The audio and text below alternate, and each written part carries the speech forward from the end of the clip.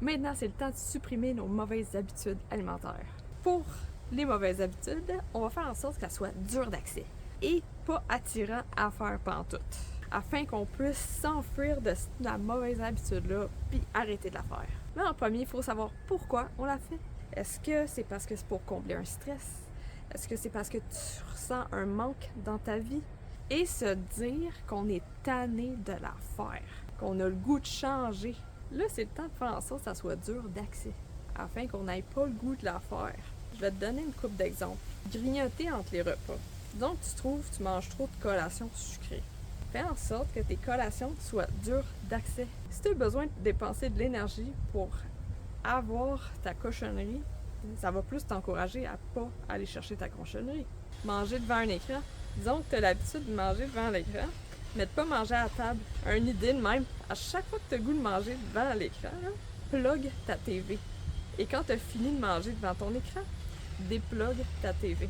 En rajoutant une étape de plus afin d'avoir ce que tu as le goût, ça va faire en sorte qu'il faut que tu dépenses plus d'énergie pour l'avoir. Plus tu te rajoutes des étapes qui sont dans ton chemin afin d'avoir ta mauvaise habitude, plus tu auras le goût de pas la faire. Là, on parlait de brancher, débrancher de la TV.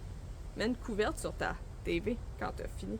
Prochaine fois que tu vas aller écouter ta TV pour manger devant, il va falloir que tu branches ta TV, tu enlèves ta couverte, tu manges. Après, tu remets la couverte, tu débranches ta TV. T'as-tu le goût de faire toutes ces étapes-là afin de manger devant une TV? Moi, je parle beaucoup d'aliments transformés, de réduire la quantité d'aliments transformés chez toi. On va utiliser le système de la boîte. Ton garde-manger, il y a 6 étagères. Pour t'encourager à plus cuisiner à la maison, prends ton garde-manger et enlève ce que tu as dans le garde-manger et mets-le dans une boîte. Alors, donc tu as 6 étagères dans ton garde-manger. Vide-en 4, garde 2 étagères qui ont des aliments transformés dessus et les 4 autres, tu mets ça dans une boîte. J'ai pas dit qu'on s'en débarrassait. J'ai dit qu'on met ça dans une boîte et que c'est pas dans la cuisine. On va mettre ça dur d'accès. Au fur et à mesure que tes journées passent, tu auras seulement accès à 2 étagères avec des aliments transformés. À un moment donné, ça va se vider. T'en auras plus. C'est correct? Va dans ta boîte, remplis ces 2 étagères-là, et ainsi de suite. À un moment donné, t'auras plus ta boîte et t'auras seulement 2 étagères avec des aliments transformés dans ton garde-manger. Le fait de n'avoir moins dans ton garde-manger, ça va t'aider à moins en consommer, à avoir recours plus à ce que dans ton frigidaire, ce que dans ton congélateur, plus cuisiner à la maison. Pendant ce processus-là, moi, je t'encourage à pas en acheter jusqu'à temps que tu as vidé ta boîte. Puis en même temps, tu vas économiser de l'argent. C'est ça que je veux dire par dur d'accès. Rajoute-toi des étapes. Plus tu te rajoutes des étapes afin de la faire, plus c'est de l'énergie que tu te rajoutes. Parce qu'on le sait très bien, quand c'est compliqué, ça ne nous tente pas. Là, on va mettre ça pas attirant. Mais au bout de la ligne, là, on va prendre la boîte remplie d'aliments transformés. Tu garoches tous tes aliments transformés de tes 4 étagères dans une boîte ou 2 si tu as besoin de 2 boîtes. On s'entend que là-dedans, ça va être le bordel. Ça sera pas attirant à fouiller pour aller chercher quelque chose. Le bordel, c'est pas attirant. D'avoir plusieurs étapes à faire avant d'avoir ce qu'on désire.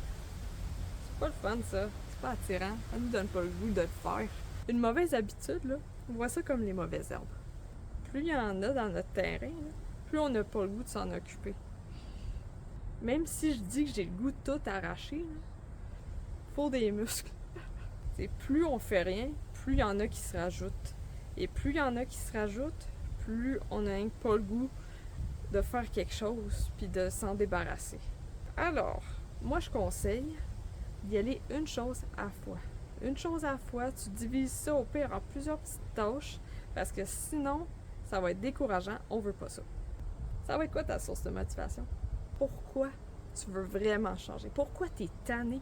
T'es tanné de faire ça, ça te tente plus? Ou même, moi, j'ai remarqué que souvent, là, quand je suis tannée, c'est parce que je vis plus bien. C'est quoi la conséquence à long terme que ça va t'apporter? Pense à ça, puis après, pose-toi la question, est-ce que ça me dérange d'avoir ça dans le long terme? Comme le côté, si je m'entraîne pas, si je me fais pas des muscles, c'est bien beau de maigrir à long terme, mais on va être faible. Faut chercher le pourquoi. Pourquoi tu l'appliques?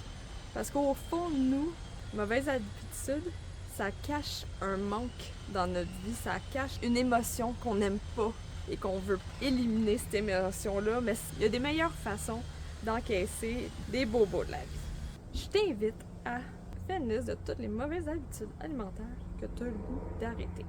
Prends-en une à la fois.